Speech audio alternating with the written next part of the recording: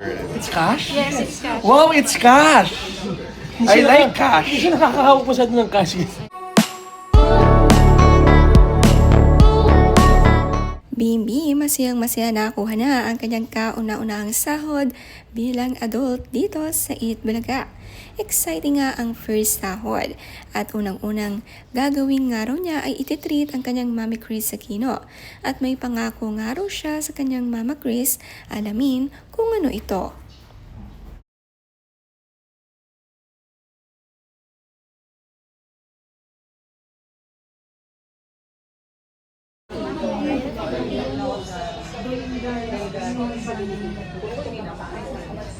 Babe, sino iti-treat mo sa first ano mo? My mom, of course. I have to. And yan ang promise ni Mama to my priest, si June. Father June. Or he's a bishop now yata. So we're gonna donate half of it muna. It's cash? Yes, it's cash. Wow, it's cash! I like cash. Hindi siya nakakahawak masyado ng cash. Tuwang-tuwa nga si Bimbi na actual cash ang makukuha sa kanyang sahod. Ang kalahating araw ay kanyang idodonate. Napakabuti ng puso. Maganda ang pagpapalaki ng kanyang mama. Napakababait nga ng mga anak at very humble nitong mga anak ni Chris Aquino.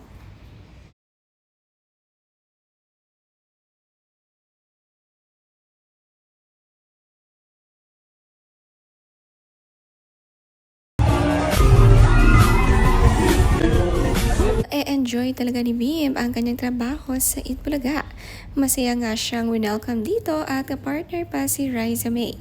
Nakakatuwa ang previous episode na sila'y nagsuot ng mga student uniforms.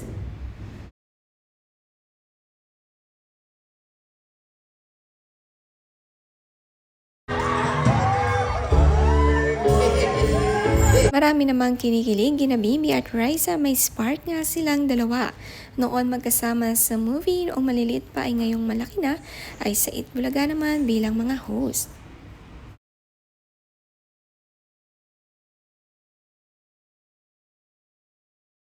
Mabait din si Bimbi at pinagbibigyan din ng mga gustong makipag-selfie sa kanya. At siya pa mismo ang humahawak ng camera, ang tangkad-tangkad kasi nitong si Bimbi.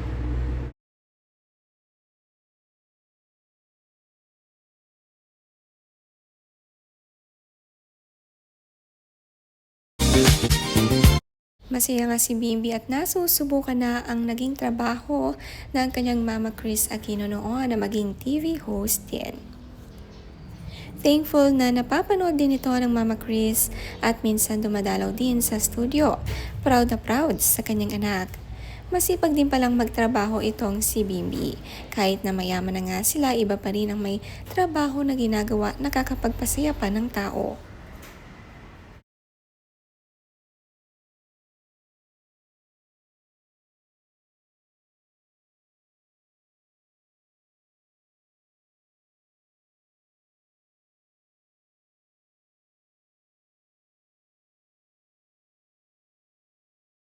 Hello mga Dabber Cats! Starting to get ready now.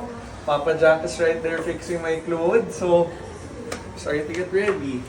Pero this one talaga, parang on sale yata to.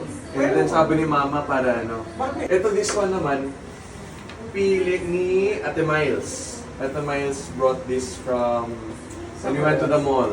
And this one also pala. This one also. Pwede talaga maging stylish si Ate Miles talaga. That's the outfits for today. See you! Bye! Ito naman nga ang dressing room ni Bimbi sa Eat Bulaga. Tinutulungan ni Papa Jack mamili ng mga isusuot. Very fashion din kasi itong si Bimbi. Maraming ang tumutulong sa pagiging stylish, pati nga si Ate Miles niya.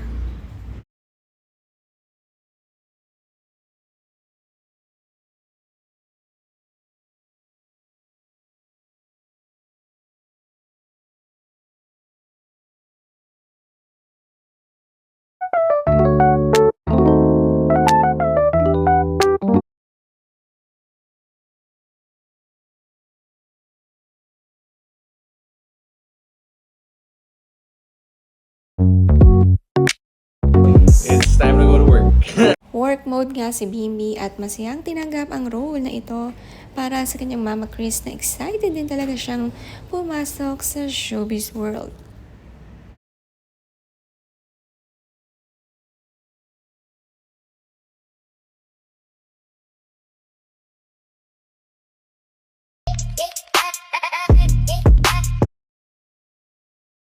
Butterfly Who. Pati nga ang kapwa co-host hindi maitago ang kilig sa dalawa, Raisa May at Bibi. Lalong-lalo na nga itong si Ate Maine Mendoza. Sa likuran ang cute ang tingin niya sa dalawa at kinikilig ito.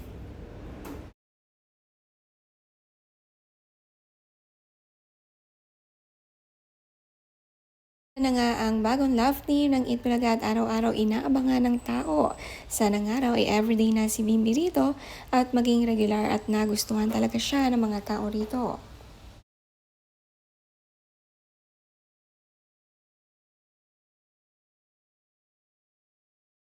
Marami din ngang nakapansin talaga dito kay Bimbi. Matagal din niyang inalagaan ang kanyang Mommy Chris at ngayon it's time for him to shine and stand alone naman. Makikita naman nga natin lahat ang ginagawa niya ay para pa rin sa kanyang Mama Chris. Sabi nga ng netizens.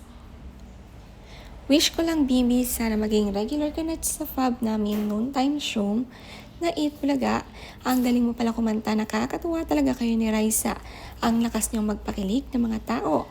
Sabi pa rito, it's so nice to meet you at nakabanding kita kahit saglit personally Bimbi sa AB Studio.